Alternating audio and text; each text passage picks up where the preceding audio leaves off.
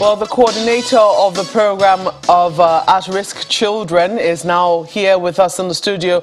Madam Maryamm Uwais, you're welcome to Sunrise Daily this morning. Thank you for having me. So what gave rise to this idea of doing something for at-risk children? Well, it's very evident across the nation that we have so many children on the streets. We have so many challenges with youth that are, quite angry with the system because government has never touched them. They have no skills. Many of them have no hope. And they're very, quick to destroy. They don't have a stake in, and it is their entitlement as Nigerian citizens to get support from government. But there had to be a lot of brainstorming as to how to get to them, especially because children and youth belong to the states as far as the Constitution is concerned. And we saw a lot of, during COVID, children being moved from one state to the other, and the presumption was they just go back to school. But many of them had never been into the four walls of a classroom. So even going back to school, even if you compel them to sit in the classroom, they wouldn't connect. So the idea was, let's get them into some pre-induction, workshop or session so that they get to recognize and become familiar with the alphabets. And so that's how it started, And then, of course, there's a huge number of different vulnerabilities. We have girls that hawk on the streets. We have rising cases of sexual and gender-based violence, especially with our young ones, who don't have a voice. People don't know where to go when they have problems. We have cultural issues, stigmatization. There are just so many problems, and there just had to be some kind of cross-cutting, platform, some way of addressing these issues in a holistic manner, rather than just strictly education or strictly health, because you don't really address the challenges when you build a school. For instance, if you say it's about infrastructure, if you build a school in a poor community, if you don't address the poverty in that community, the children will go with the father to the farm, the girls will go to hawk, and the classrooms will remain empty if the teacher is not healthy or the mother is not healthy.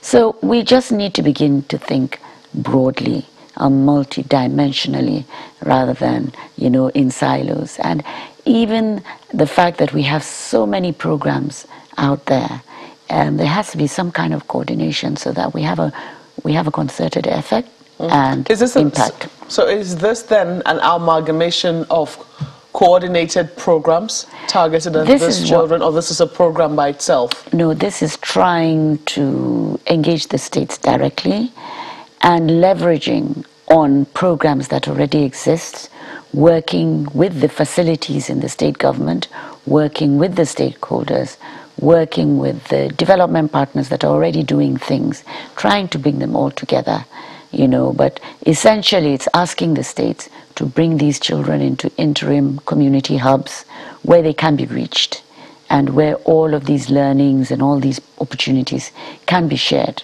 with them, for a period, and then it's a phase, they move into the next phase.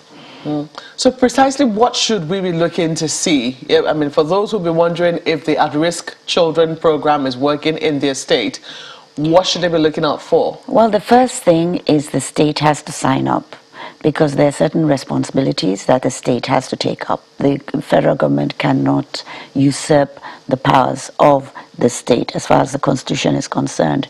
And primary health care, primary education, children, even the vulnerable groups, the women, adolescent girls, they're all squarely within the purview of the state. So the state needs to accept that this is what I am going to do. And what we are doing at federal level is essentially scouting around the MDAs at federal level, seeing what is available, and then channeling those opportunities to the state and ensuring that the state focuses on these children. So if you bring them into hubs, then we will get the technical know-how from the development partners, we're working with NDLEA because there's a rising, substance abuse. We're working with UBEC. We're working with ITF. We're working with, there's so many. This Office of the Sustainable Development Goals, there are so many different initiatives happening at federal level that we need to bring together and channel that kind of expertise. So in our office, we're not really saying that we have the expertise. We're looking for the expertise. We're searching, we're engaging. For instance, the Legal Aid Council is doing a lot of training on paralegal services at the community level for us. We've got the National Board for Technical Education because we have a dearth of assessors and verifiers for vocations. So they are going to be building, capacity.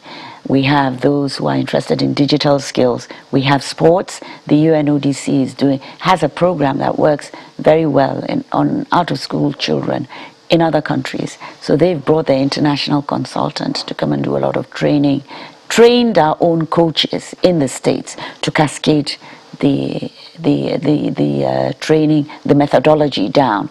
And it's essentially proved very successful in curbing substance abuse in young people, in crime and violence. So you're sitting in a room with your peers and everybody's smoking and they give you a cigarette, and how do you navigate that if you don't really want to smoke but you don't want to look like a wimp?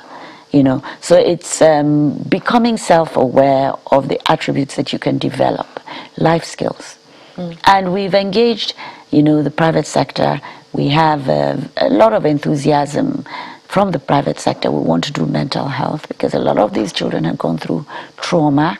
We've got the Primary Healthcare Development Agency doing health screenings, and trying to do workshops for the mothers of the children that hawk. So let me get this straight. I mean, from all that you've said so far, it does sound to me like a lot has been happening before now. Yes. And this is just the formal launch. Yes. Yes. So how long has it been happening for? Well, we started 2020 October is when we started. 2020 October. October, engaging the states. I was asked to make a presentation after, of course, brainstorming within the office, make a presentation to NEC, the National Economic Council, where all the governors, zoom in. And some of the governors contacted me and said, can we do this, And so this is how it started. And we went on a scoping mission just to meet the various stakeholders, the traditional rulers, the communities. Then we engaged the states. Tell us what your vulnerabilities are, because it will be your responsibility to give us the data. So if you say we have too many girls on the streets hawking, you will give us the data, the geolocations. We want to know who their mothers are, because there's an economic issue here. If we say the girls are going to remain in learning hubs, then the mothers are going to resist it because they're not going to be getting money. So we now went to the development partners, can we do cash transfers for these women? And the Primary Healthcare Development Agency, can you do workshops for these women to learn, how to do nutrition better?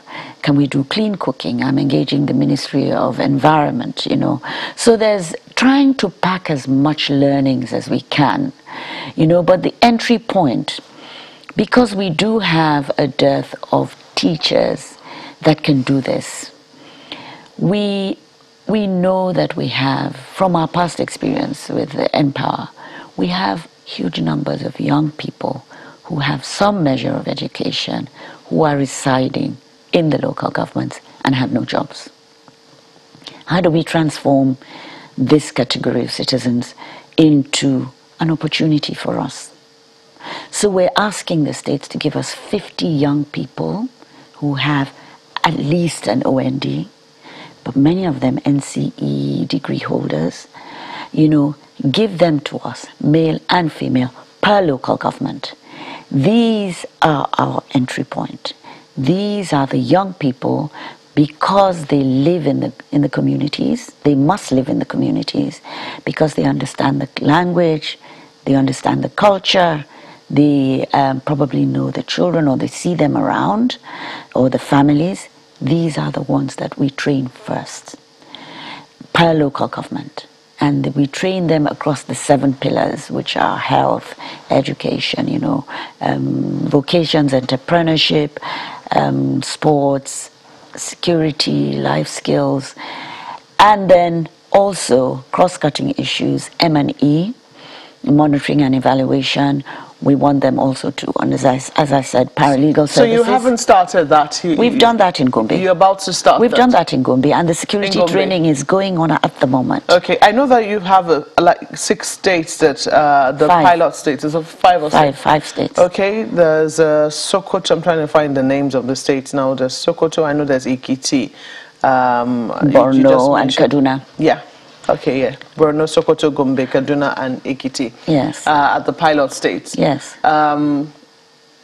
So how many children in these states have been taken into the program? So we're first getting the data from the states, right? So Sokoto gave us 1.2 million out-of-school children, right? But we said give us the numbers in the local governments, geolocations, and then give us the data. Many of them are Al-Majri. 1.2 million. Yeah, that was what UNICEF gave us. In Sokoto, that was the demonstration they gave us. And so we say, okay, give us these 50 young people per local government. We will train them, and then every month we will pay them a stipend.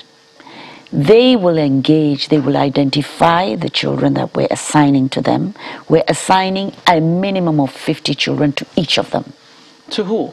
To each of these youth that we're training. Okay. Right? So it's like multiplier effect. You're going to train how many youths now? 50 per local government. Okay, that's how we're starting. Okay. And then for each of these youth, we're assigning a minimum of 50 girls and boys.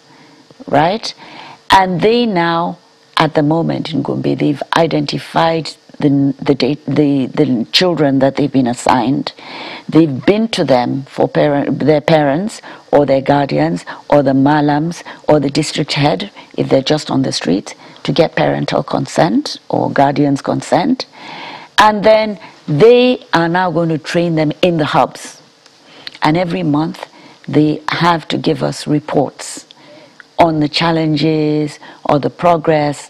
So let me say, with basic literacy and numeracy, we're not replacing the classroom. We're just making them familiar.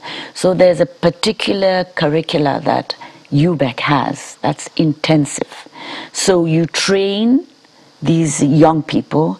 They take these children through this curricula for a period of 6 months, and then the children go back to school. Right? And if these children drop out of school, they need to give us reports every month on the progress of that child. And because they have some measure of education, they will ensure that is the responsibility, that these children remain in school. And for the older ones, they will form them in cooperatives after the training, the vocations. Beyond the data, we need the human element. We need the mentorship. We need the nurturing that should come from these youth. So we're trying to get them to have an oversight sense of responsibility, to have some compassion, and to get them to understand how to approach a child that's traumatized. And this UNICEF is doing for us, that training. And UBEC is giving us the trainers. They have master trainers in every state. So after this is done, we also have interest from organizations that are into mental health to see how they can work with these youth. We also have another safeguard measure that I should mention. We've engaged the security agencies. We've shared the names and the geolocations, the numbers of all the youth facilitators per state, because we want feedback on them too. We don't want to hand over children to people that will be bad influences, right? So we want to be able to ease them out if at all we find out that maybe somebody's on substance, for instance, and then it's about getting them help or support. This is why General Marwa has been really very supportive. He was at the launch yesterday. Each of these different MDAs have given us, people to work with. and they guide us. We go with them when we go with the training, and they do the work. We just do the organization, more or less, you know. Okay, so you were telling me that Sokoto gave you 1.2 million names. Yes. But in terms of, I mean, I can see that the organization has been thoroughly thought out, and it does appear a little, I don't want to say complex, but I mean, you're putting everything, safeguards in place to ensure that it does work. It could have a double effect. It could work, and perhaps the complexity might make it also too cumbersome. I don't know. These are some of the things that could come out of it. But I'm wondering, so far, how many children would you say that the program has been able to reach? So it's the foundational. So Gombe has been the first, and we've done the training. We're just completing these. Well, next week is when the training of the mentors, that is? Yes, okay. Yes. So we call them youth facilitators. How many of them in all? Now we have 500. Okay. Well, 500, and we have a batch that is just security awareness. The governor says we have emerging issues, you know, so we want people that will have an eye on early warning signals, peacekeeping, conflict resolution, and we have a number of retired military personnel who say we can do this, you know, the drills. We can do a lot of work here, and we shared the agenda of the training with all the security agencies so that they could approve. Now they're also going to be doing environmental things, you know, within the structure of what exists. They will report to the police and to the we're not trying to create a different security arm. We're trying to ensure that they don't have arms, but they play a role to maintain security and can report to the relevant security agencies. So we've done that in Gombe, and they have identified the children that they've been given.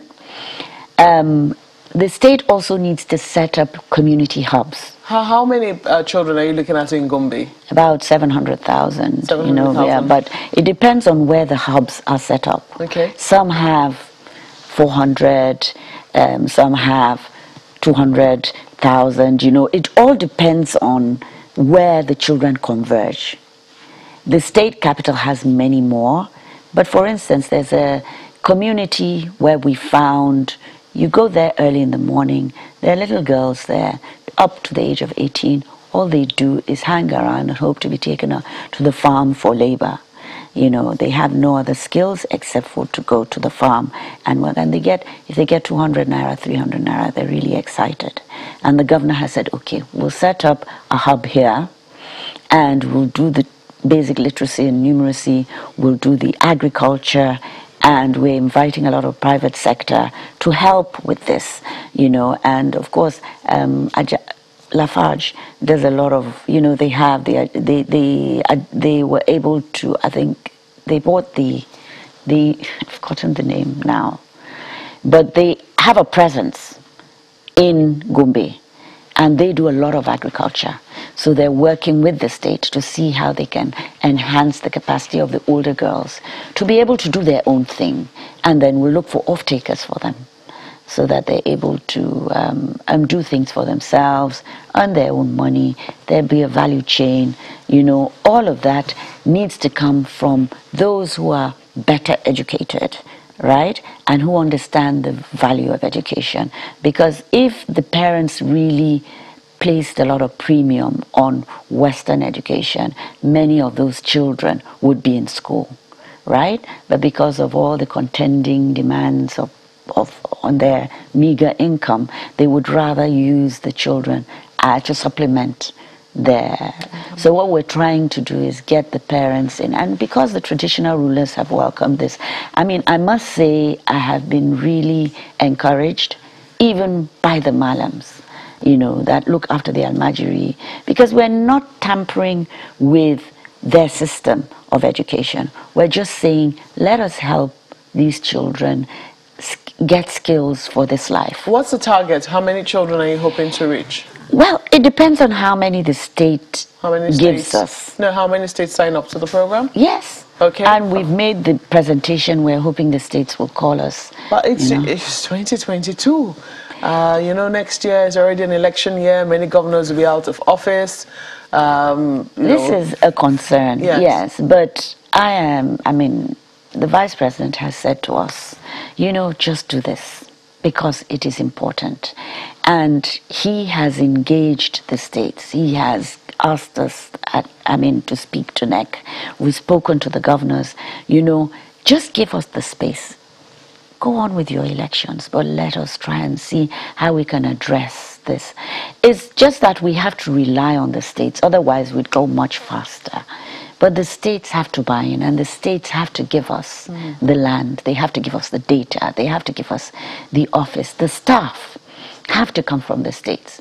If we need psychologists, we've got NYSC helping us, but the states need to do this, and these are realities as a country. It's not in the office, it's under the office of the Vice President of this program. Yes. It's not with the Ministry of Humanitarian Affairs. Some people will say it could have the chance of becoming more institutionalized were it in that ministry, at least in terms of continuing as a program, maybe perhaps beyond 2023. We report to the National Poverty Reduction with Growth Strategy that was prepared by the Presidential Economic Advisory Council, Dr. Doyin Salami. They did a lot of brainstorming and came to the conclusion that the best way to go about issues on the social space, in the social space, is for there to be a national thrust as against a federal thrust. Because the convening power of who is going to do this has to be someone that, can convene everyone, the ministers, because it's across several ministries, and also the governors, right? Because the work has to be bottoms up. And so the structure that's provided in the Poverty Reduction with Growth Strategy that's been approved by FEC and inaugurated by the President is that there's a steering committee chaired by the Vice President. It has the 6 governors from each zone. It has 8 of the ministers. It has the SGF. They are the steering committee. Then there's a technical working group that's chaired by the Minister for Budget and National Planning, Minister of State for Budget and National Planning, and then also co-chaired by the Governor of Nasarawa, that's nominated by the governors. Then the Secretariat is in the Ministry of Finance. You understand? So it's composed, the technical working group is composed of commissioners of planning in every state. So it's clearly focusing on the states getting together their act and trying to see how the states can be encouraged to take up the mantle in this, because that's the only way we can address poverty. It can't come from Abuja. It has to come from the communities up. So we report to the technical working group, and if you listened to the program yesterday, the Minister of State for Budget and National Planning, Prince Clem Agba, spoke about the role that they play in this, and of course the Governor Fayemi also spoke about the strategy, and the Vice President took ownership. Well, we wish you every success. We do not want children on our streets. They shouldn't be there. That's not where children belong. And we sincerely hope that the program will be a success. Thank you. So we wish you Godspeed as you set along this path. Thank you so much for coming on Sunrise Daily this morning. Maryamm Uwais is Special Advisor to the President on Social Investment and also the coordinator of the At-Risk Children Program. Thank you once again. Thank you, Malcolm. We'll take a break at this point, and we'll be back shortly to discuss one more thing. Sometimes it gets political. Do stay with us.